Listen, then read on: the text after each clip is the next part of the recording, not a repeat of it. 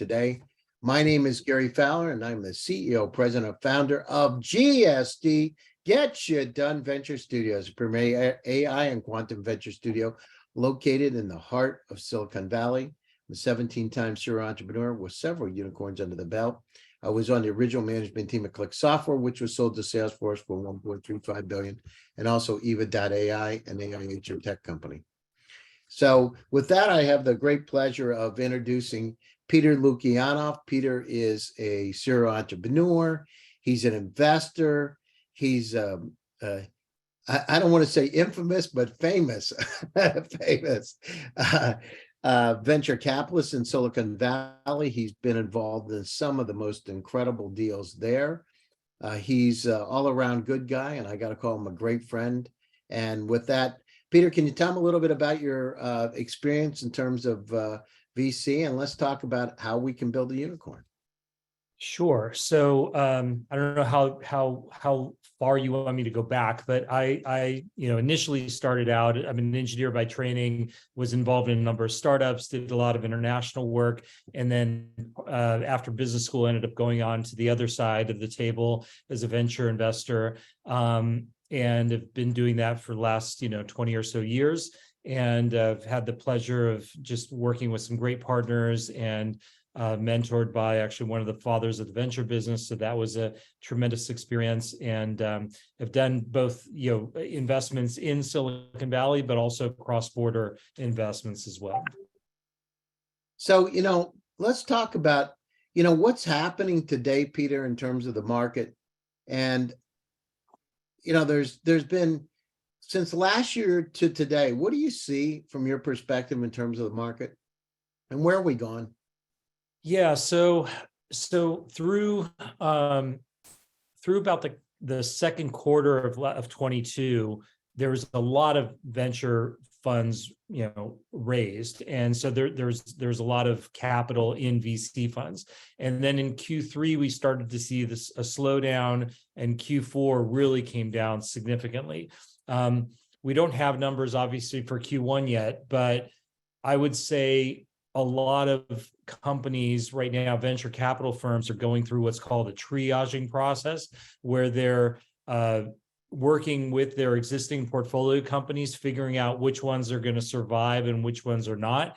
And essentially the ones that are not, or that are sort of on the fence, they're likely not to get any more funding or support from those venture firms. And the venture firms are really going to focus on putting their remaining capital into the ones that they think can really outperform.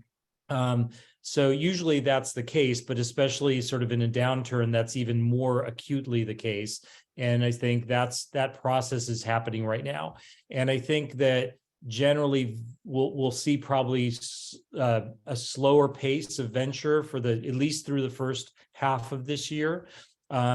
And then I suspect things will pick up more call it, toward the end of the year. I don't know if it's exactly in Q3, but hopefully by Q4, we'll see a little bit more activity. And the reason for that is that, because of these firms raised a lot of money in Q2 of 22, they've got to start deploying that. And so I think there will be pressure to actually put more capital to work starting around the summertime.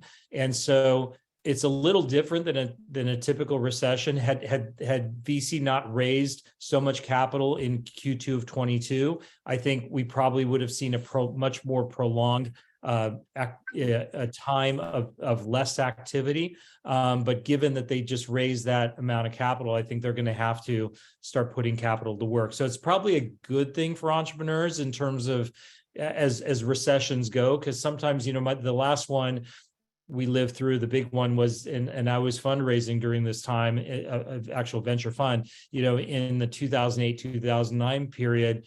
I mean, it was dead for, 18 months, almost 2 years. It was a very difficult, long time period in terms of, it was great for investors, but not really good for entrepreneurs.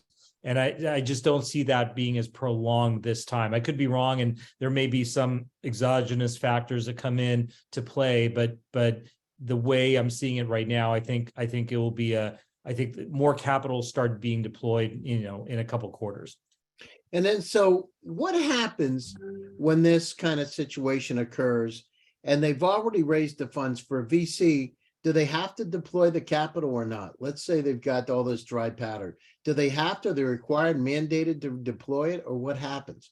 Because you Well, got they're 18 not months of it sitting on your hands, what's going to happen? right. So, I mean, we always, as investors, we have fiduciary duty to our investors who are limited partners who put capital into our funds, and so we're obligated to do the best for them. So that's sort of at the high level. That's the way venture funds should behave. But I think in this case, there is generally sort of a clock where you've got a period of, call it, depending on the fund structure, 4 to 5 years where we need to deploy the capital. So the longer you wait, the shorter that time period, and it becomes harder, to justify, holding on to that. Now they do. So the longer you wait, the harder it is to deploy it, or the harder it is to Well, yes, because you have a shorter amount of time. So let's just say the investment period of a fund is 4 years.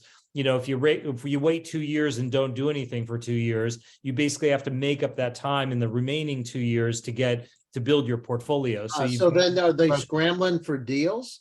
Then do they scramble for deals? I got it. Yeah. And what happens? Yeah. So how did the VCs make their money, Peter? Where do they make it? When they deploy the funds?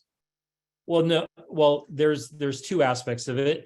There's a management fee aspect to it, and then there's the carried interest aspect to it, and of course the bulk of it should be made, and where you're aligned with your limited partners is when you make money for your limited partners, you make money for the fund, and then you get a piece of that, and so that should be the driving,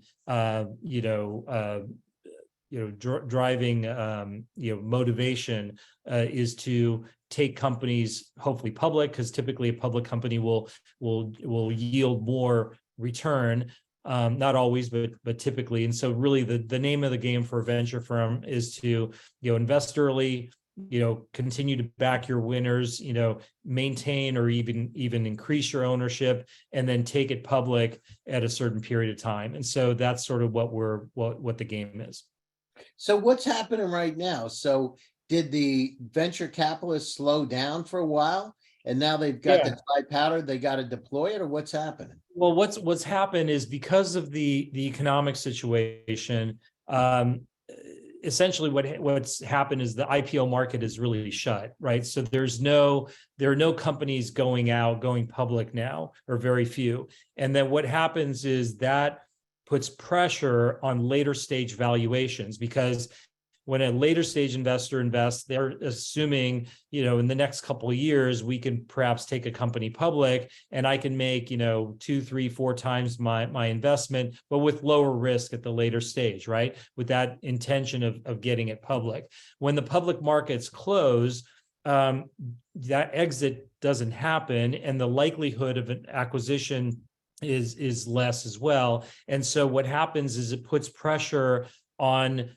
later stage valuations, and because the investors there are saying, well, gee, if the market is closed, I can't get my return in the couple of years I thought I would be able to do. So I'm either not going to make that investment, or I'll make that investment with the longer time horizon, but then I'm going to look for a lower valuation.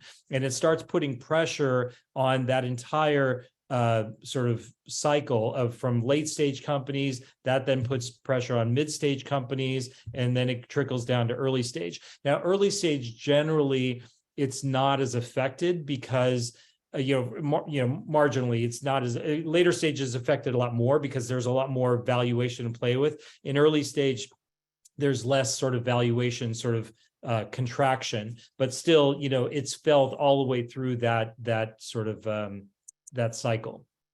Wow, that's interesting. So the stuff goes downhill, rolls downhill, and it's rolling into really, how much down is the market in terms of investment? What is it right now from your perspective? I wish I'd been prepared to give you that number specifically, but it's been in terms of the IPOs, I mean, they're down significantly. I actually wrote about this last quarter, and I can't remember the numbers, but it's been a significant drop off. I mean, it's essentially the IPO market today is sort of closed for the time being, and this is where things like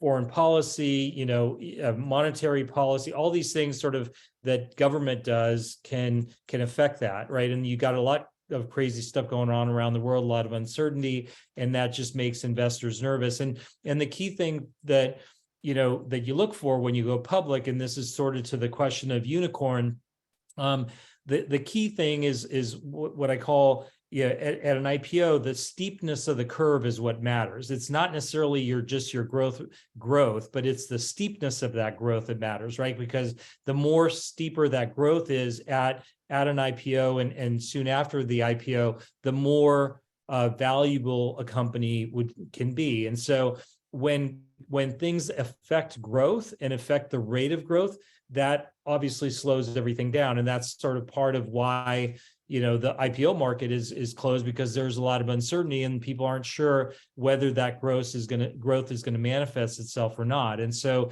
that's sort of part of what trickles down. And so all of these other outside factors have a big effect on IPOs. Oh, that's great. Well, we have companies today that are joining us from all over the world. So if you look at it, if you look at the hacks of Silicon Valley and the hacks of becoming a unicorn, what are some of the things that they need to look at from their perspective? One is it still the right thing to do to move to Silicon Valley? Is that the place? Two, what do they need to do to be able to increase the probability that they're going to have success? Do they need to have the right law firms? I mean, what are those ingredients? What are some of those essential pieces that are important for them besides a team, et cetera? But what's really important for them? And, is Silicon Valley the place? Is it still the pinnacle of startups, communities around the world? Well, that's a great question. There's a lot to uncover with that question, but Silicon Valley certainly still has a lot of the infrastructure, a lot of the talent and so forth that you need to get there. However, I think that you can build unicorns outside of. In fact, there's a lot of unicorns. I've been part of one in Eastern Europe that was built. You look at India, there's a number of unicorns there, China, obviously. So yes, you can build, unicorns outside of Silicon Valley. But I think that, and I think actually more so, it's probably I think you're going to see a migration, frankly, out of Silicon Valley. I think Silicon Valley is still going to have, a great environment for startups, but more and more just within the US, you're seeing companies go to places like Austin and other markets that are attracting, major companies. And the beauty of the internet, in fact, I saw this when I did a lot of work in Eastern Europe. I mean, you can have, companies in the middle of nowhere, but because of the internet, really it enables technology companies to grow anywhere in the world. And so I think you're going to see more, I don't know what the right term is, I guess, democratization of unicorns around the globe because really of the internet infrastructure and the technology infrastructure that will allow companies to sort of build anywhere and also have distributed teams that enable you to still have the talent, but sort of build in another environment.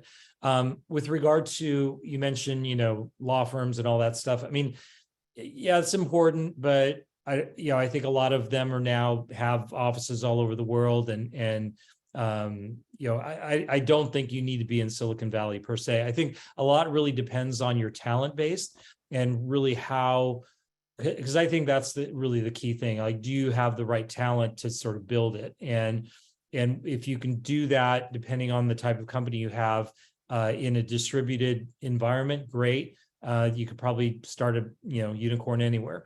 But I also don't think that necessarily you want to. I don't think entrepreneurs necessarily sit there and say, well, I'm gonna I want to go create a unicorn, right? It sort of happens organically. And I don't think we necessarily want to say, this is what I'm gunning for. On the other hand, I just think building a solid business, and if you have the right characteristics, you'll get there. And some of the characteristics, I think there is something like 360 plus unicorns in the world that have a valuation of $1 billion or more in terms of being still sort of startups. But essentially, some of the key characteristics are, some kind of really disruptive innovation is sort of one area. Another one being sort of a first mover in a space and sort of essentially creating an industry where there wasn't one. I think having sort of technology that really allows you to, grow at scale, and then also, maintain margins as you grow. That's also, I think a key element. And a lot of companies, I would say probably most of them, I think the recent statistics I read is something like 62% of unicorns are really consumer focused. So, those are some of the elements that sort of come into play. But again, I don't know if it's healthy necessarily for an entrepreneur to say, I want to go build $1 billion company. I think it's really based on their interest, passion, and solving a particular problem that they think is a big problem. And if that, if the stars align, it'll become a unicorn, but not necessarily the case. Although there are some companies, that just are naturally like that, because if they're creating an industry or going to be dominating an industry, like you take an Uber and Airbnb, right? I mean, they took an existing industry, essentially, reformatted it, but you can see that, hey, there's a potential here for winner take all. Certainly you can have sort of dreams of being a unicorn early with something like that, but still it requires a lot of execution. And I would just make sure entrepreneurs are more focused on just executing, and the rest of that will come. And especially if it's got some of these elements I just talked about, the unicorns will be there. No, that's great. So, audience, if you've got some questions, please put them in the chat. We're happy to, there we go. Fadi, may I ask what the strategies are that could make our business become a unicorn? I think we've answered some of that. I mean, part of it is, having the networking connections, Fadi, and the contacts to be able to pull it off. Because in reality, when you're raising money, if Peter calls somebody up or I call somebody up and say, listen, take a look at this deal, the probability is somebody's going to look at it. So a lot of it's about the network and contacts. The other thing is about, do you have the right team? Do you have the right sales and marketing? Can you enchant people with your messaging? Can you paint pictures with words? Do you have a technology that's really ready for the moment? Think about where we are with things like ChatGPT and ChatGPT integration. So the other part of it is, look at where the market's gone, look at where market leaders are, understand where you fit in that market. And one thing about Silicon Valley, we look at it as a port to the rest of the world. It may not have all the answers, but there's a lot of people there that have similar expertise that can guide you. It's kind of like playing tennis. You find somebody that's better at tennis and they can help you get a lot better yourself. So, you got to get out. One of the things we say at GSD is get shit done. And you got to move. It's not just about the talk, it's about the action. So go get it done. Yeah, and a lot of it, I think, also, Gary, is selling the vision to whether you're investors or customers. One example I can tell from my experience is a company called Marqeta that we were investors in, and it wasn't clear, when we invested, whether this company was going to be successful or not. But the founder, Jason Gardner, was very focused on his vision and what he saw, and he saw that big. We weren't sure exactly how it was going to come together at that time, but he had that big vision that said, "Here's how we're going to go after the market," and was really, he had conviction, he believed in it, and he worked on getting the company there. And then today, it's in that category and has done well. I think still it's got a brighter future.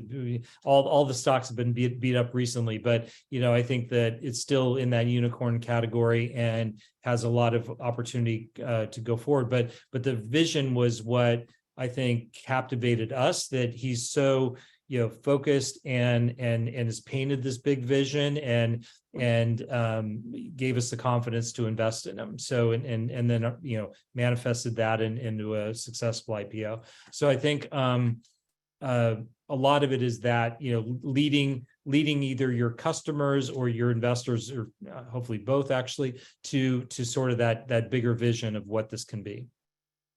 Because it's not all there. Those parts aren't necessarily all there, but if you believe in the vision, you're executing to that, you can sort of at least see how that's going to come together. So one of the things here is, if you have a first mover advantage, what can you do to keep the focus on your products?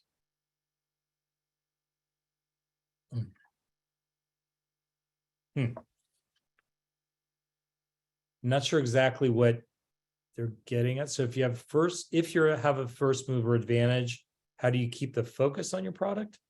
Yeah, that's what's how can you keep the focus on your product? So if you're saying, if you have first mover advantage, how do you keep ahead of the competition? Well, you got to consistently do your customer development to make sure you got the right product at the right place at the right time. And right. the way so that's getting most of the customers.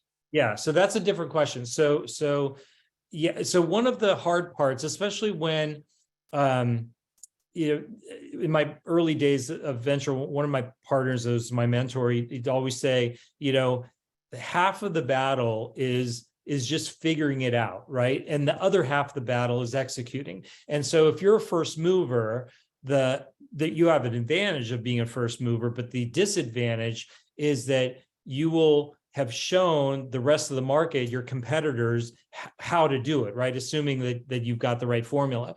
And then what happens is, once you're out in the market and people see what you're doing, you're going to get copycats. And then the question is, how do you stay ahead of the market? I think that's where you're going, Gary, maybe where the question was going.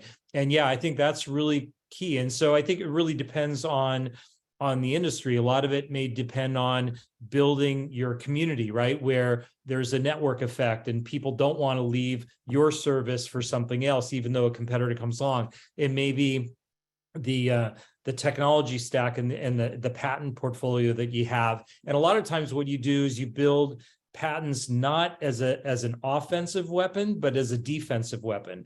And so it's important to build some IP, because if somebody, for example, starts doing something, there could be suits and so forth, and you want to be able to have something to horse trade and say, okay, well, you're violating us here, but why don't you guys take this part and just focus on that? We'll license this to you. You can go do that. And that way you can, keep an advantage in your particular niche.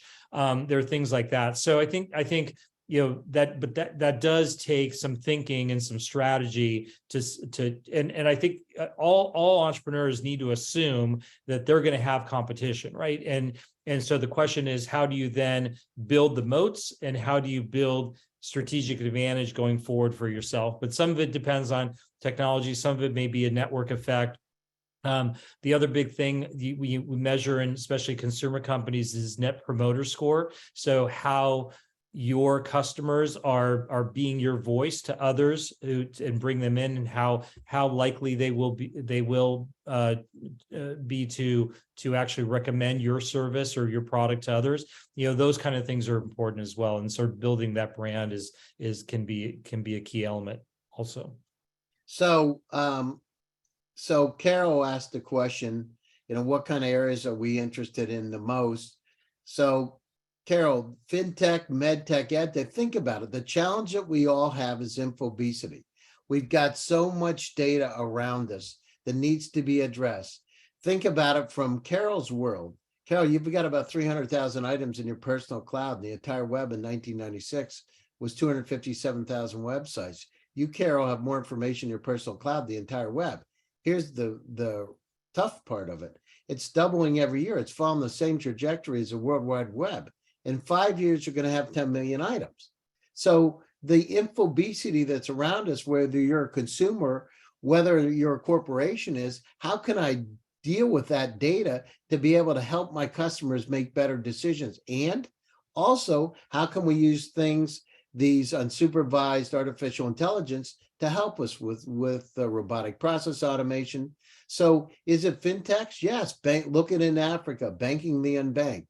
Is it medtech? Of course, look at the breakthrough, whether it's genetics and genomes, applying things like ChatGPT. So in each one of those verticals, we're making quantum leaps forward. Also, agriculture. By 2050, we have to double the food supply to feed everybody, and we can't increase the number of cattle because 26% of the pollution is methane gas from cows. So, I grew up on a farm in Pennsylvania. We said, keep it simple. One of the things, keep it simple, is there's going to be an opportunity for crop yield, be able to have plant-based protein to be able to feed everybody. So, and Peter, so fintech, medtech, edtech, agritech, space tech, so every one of the verticals that's around us, pretty much, I can't think of one that's not going to be impacted, is about data. Let's make better decisions to be able to help us be able to live longer. Peter? I don't have anything to add about that. I think that's all right. And yeah, data and I think we're going to see basically machine learning and AI everywhere as well. That's just going to be sort of part of everything. So yeah, I don't have anything to add. The one thing I guess I would add is that, and this is more of a philosophical thing that's important to us, is that, especially nowadays, back in the 80s and 70s, I guess, you could have some technology and it was sort of isolated, right? And didn't really affect anything else. And I think we as entrepreneurs and venture investors have a responsibility to really invest in what we call sort of positive technology, where modern technology today can be used for really good purposes, but also for harm and control. And we've seen some of that with some recent revelations about technology controlling people and manipulating our thoughts and things like that. And I think that's an important thing to keep in mind, and that's something our firm, for example, looks for is really uses of positive technology, because again, just like fire, you can use it for a good thing or a bad thing. And so I think the same, especially now, and probably increasingly more so now with technology. So I think we should just sort of be thinking about that as good stewards of whether it's data or machine learning algorithms or whatever, to make sure it's used in the proper way and not abused. No, I agree with you. So in terms of investment philosophy and approach, I mean, we have a simple at GSD. One of the things we do, we believe investing is like dating before you get married. And so we want to understand those companies. We have GSD Labs, which is our hyper accelerator. We don't accept any more than 10 companies in. Generally, this time we actually have 6, but these are some of the best companies in the world. Today, we have companies from 55 countries. We have 127 companies in our portfolio. Those companies, we don't believe that 9 out of 10 companies should fail. We believe that 9 out of 10 companies should succeed. But a lot of it is because of the network and contacts, how to be able to get the funding, how to operationally run your company, how to be able to do the sales and marketing and business development. And, we have companies that have come out of Stanford University. We have companies that have come from Lagos, Nigeria. The one thing is they each need to have an equal opportunity, a democratic opportunity to be able to go forward. We believe that intellectual capacity is evenly spread, but opportunities are not. So, but it's also, they say team's number one. And yet sometimes investors will meet a team 2 to 5 times and decide to invest. We look at it a little differently. We believe it's like dating before you get married. We want to understand it from the inside out. Maybe we want to invest ourselves as a family office. We may want to get other investors, just like my friend Peter and many others, family offices from all over the world. We're particularly interested in artificial intelligence. That happens to be my own background. I love it. I believe that infobesity needs to be solved. So we're looking for companies like that want to make that dent in the universe. And we are looking for unicorns. We are unicorn hunters. Okay, as a startup, I have a concept which provides smart greenhouse solutions that are specifically designed to meet the unique challenges faced by African farmers. Our solution is powered by AI, machine learning, and the Internet of Things, which enable us to create an intelligent system that's capable of monitoring, controlling, optimizing the growth of crops. Okay, so sounds interesting. I mean, we have companies like that. One of the companies that we have inside of GSD right now is MeteoTrack. We're looking for companies that increase yield.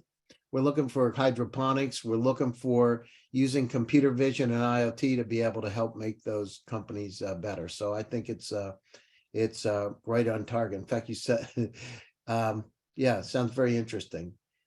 In short tech, if a product has many applications, how would you bring this technology to market? Peter, anything on that? If your product has many applications, how would you bring it to market? Focus is the key thing, right? If it has many applications, I would just really drill down on, one thing that's sort of the biggest, ROI for your customer, and focus on that first. I mean, it's great to be able to, as we like to say in the business, not to have a one-trick pony per se. If you can have a company that can increase its offerings over time, that's probably a good thing. But I would just, when you're starting out, it's so important to focus, and just do one thing really, really well. And I would just pick your best application, focus on that, build a following around it, and then you can expand the product later. I think that's probably a sound strategy. So one of the reasons that companies fail is because they take a shotgun and rather a laser beam approach. You got to go down and focus. Why? Because what you want to do is you want to use your resources wisely. And when you take a wide approach, and I've seen this thing happen many times, they fail because you can't pay enough attention and there's not enough money to go around. So what I would do is use your customer development, talk to those potential customers. What I do is I take my phone, and I've done with many of my companies, take my phone and a stand, I do a PowerPoint presentation before I build the product to ask potential customers what they think. Because what it does is, the last thing you need to do is to build something that nobody wants. What you want to do is you want to get it to a point, as my friends Steve Blank and Bob Dorff say, so people grab it out of your hands. And when they grab it out of your hands, it means you've hit it. But the most important thing is, are they willing to pay for it? So get out there. A lot of people talk. For each one of the startups here today, a lot of people talk, but it ain't about the talk. It's about the execution. Get stuff done. So, they're talking about. Gary, so one thing to add to that is that the other element of focus. So I remember in business school, there was a case study we had, and it said the average startup, it takes on average 3.2 changes to its business model before it figures things out. So you have to almost assume what that means is you're failing 3.2 times before you figure things out, right? So the other reason why focus is important is because if you focus on that one application and really nail that down, but if it ends up not working, you can at least fail faster and then move on to the next one and still have resources to run those 2 or 3 or 4 experiments before you figure it out and get it right. So that's the other element of focus, as Gary said. A lot of it, yes, you got to focus for all the reasons we normally expect, but you also have to focus because it allows you to fail faster. And that's a good thing, right? And so startups is all about iteration and figuring things out. And then if that doesn't work, then you move on to the next one, the most likely, winner, and then you test that out. And you keep working the process. And by the way, you're going to learn through that entire process so much that you're going to get better and better and better as you get closer to that 3.2, number. Yeah, I mean, one of the things that we're doing, so for the startups out there, we actually started a new group in GSD called chatgsd.ai, and we're integrating ChatGPT into companies and to the startups, and the power that we're finding and the amount of interest in those companies once it's integrated in is dramatically shifted. And so look at some of these technologies that can help you stand out from the competition. Mark, you're asking about long COVID is affecting tens of millions, yet zero FDA approved drugs or treatments. I don't think we know enough about it. It's not an easy haul to get FDA approval and to come up with that kind of a solution. Can be done, sure, and doesn't need to be done, absolutely, because we don't know what we don't know.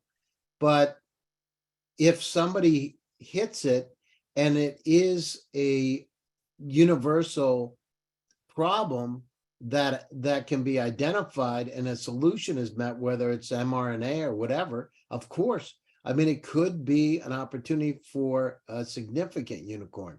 But what you want to do is, if you're going to get into that, make sure you've got the right kind of resources behind it, because it's not going to be cheap. It's going to take time. And it's not going to be easy because the FDA is not easy to get approval for, but it is doable. What do you look for in founders that gives you hints that it will be a successful startup? Go ahead, Peter. Yeah, that's a great question.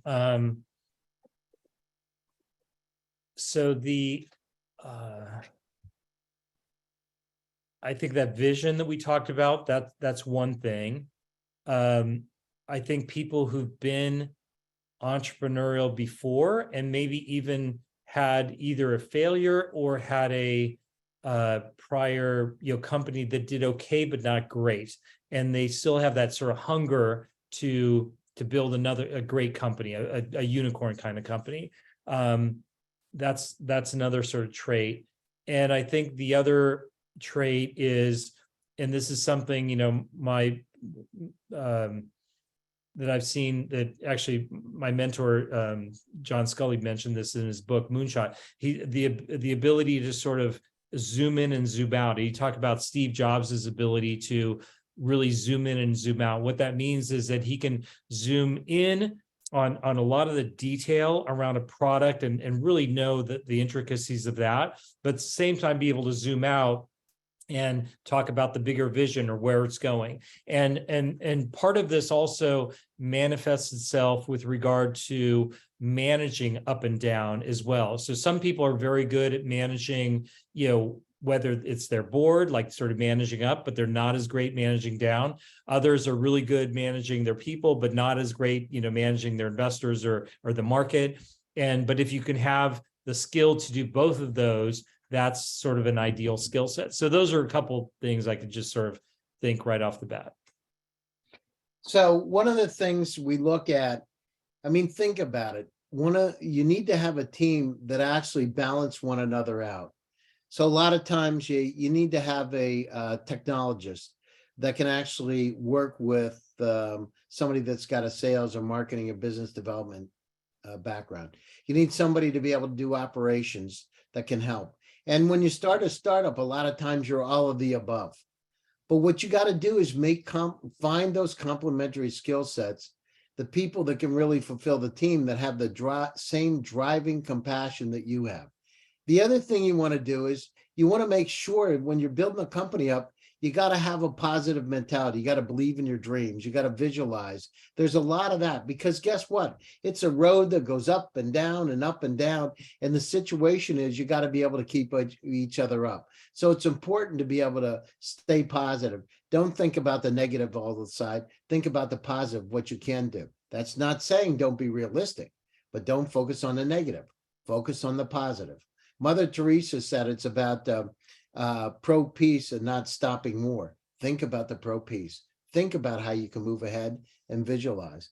So when you're going down through it, there's some, if one of the questions, Alexis, you asked an advice of how to get involved. Gary, sorry, before we leave that topic, can I add one more thing? Yeah, sure. The other thing I think it's important to understand is that we all have our personal balance sheets, right? We could think of it as that way. We all have our liabilities and we have our assets. And so the question is, how do you accentuate the asset and then sort of limit the liability? And I think the way I think about limiting liability, I just think about and this sort of increases my capacity. You can almost think about your capacity as an entrepreneur. You want to focus on the things that you're really good at and let somebody else take over all the other stuff that's quote unquote your liability, things you're not good at. And that's the one thing I think that I personally have sort of grown into, where I'm okay now not having to do everything, right? And so I get people who are much better than I am in areas where I'm weakest, where my liability is. And then that gives me the capacity, the time and the focus, the energy to focus on the things that I'm really good at, my assets, right? And so I think that's important for an entrepreneur to understand, because I think that really unlocks a lot of potential in you, right? Your potential is really in those assets. And so you want to really, almost have this maniacal focus on what you're great at, and everybody's great at something, right? So just figure that out, and then maximize your effort there, and then give everything else to somebody else to do. And hopefully you have trusted people that you can rely on to do that. But that's another, I think, a big thing. We just sort of need to take account of our personal balance sheet, and again, accentuate the assets, and have the liabilities have somebody else take care of that. Yeah. So one of the things that you want to do, this is what I do. So instead of going down through like on the accounting systems and the bookkeeping and trying to do that all within the company, I actually outsource it. So I have a bookkeeper that does work for us that flows right into the accounting system they have, into our CPA, to be able to keep it simple. Because the key that you want to do is focus on your business. Your goal as a CEO of the company is to drive business. Your goal is to be the chief salesperson of the company, to be able to share that idea and get people excited and interested in the products or service that you have. And a lot of times when you go out, I mean, it's a lot of the job of being a senior executive in the company is how you can sell yourself and how you can sell your company. So get out, do it, find those complementary skill sets that can help you out. And don't just talk about it. A lot of the time, startups that are all over the world talk about it. It's almost like a club. But the thing is, just go out and do it. So, so Alexis, one of the things you said is, any advice on how to get involved as a founder in tech if you have an arts and design background? So one of the things you can do is go to a place like AngelList, and you can put your name up and say that you're interested in being a co-founder of a company. But think about it. Where would art and design work? What kind of companies would be interesting for you? And then search out. Maybe they're doing art NFTs. Maybe they're doing something with art collections. Maybe they're doing something with interior design. Maybe they're looking at how to make a better user experience. But what you need to do is go out to a place like AngelList and start to talk. Go to conferences where there's startups presenting and talk to them. I'm sure, it's not about what you have. It's about what you can have. It's about what possibilities you have. Anyhow, listen, Peter, I understand we're coming up to the top of the show. I appreciate you taking time out of your busy schedule to join us. I appreciate everybody here joining us today for How to Build a Unicorn. Sorry we couldn't get to all the questions. I've given you my email address, gary@gsdvs.com. I'm happy to speak to you. Peter, if you want to give them your email address too, that would be great. Or LinkedIn. What's the best way to get a hold of you, LinkedIn or email? LinkedIn would be great. And then just mention that you're part of Gary's group, and because I do get a lot of messages, so it'd be helpful to specify that, and I'll prioritize that. Yeah, Peter's a really great guy and an incredible VC. I mean, he's got a tremendous amount of experience. At GSD, we are building unicorns. That's what we do. And we believe everybody has a chance to be able to do it. It's just finding the right mix, getting that mix out to the audience. And most important thing is getting it people to buy it, whatever it is, product or service. So believe in your dreams. Dreams come true if you believe. Stay positive. And stay happy, stay safe, and stay healthy. I will be back in another 2 weeks with another exciting edition of GSD Presents How to Build a Unicorn. It's great to be here, and thank you very much for your time. Thanks, Peter, and thanks, everybody. Thank you, everybody. Take care of yourselves. Bye-bye. All right, bye-bye.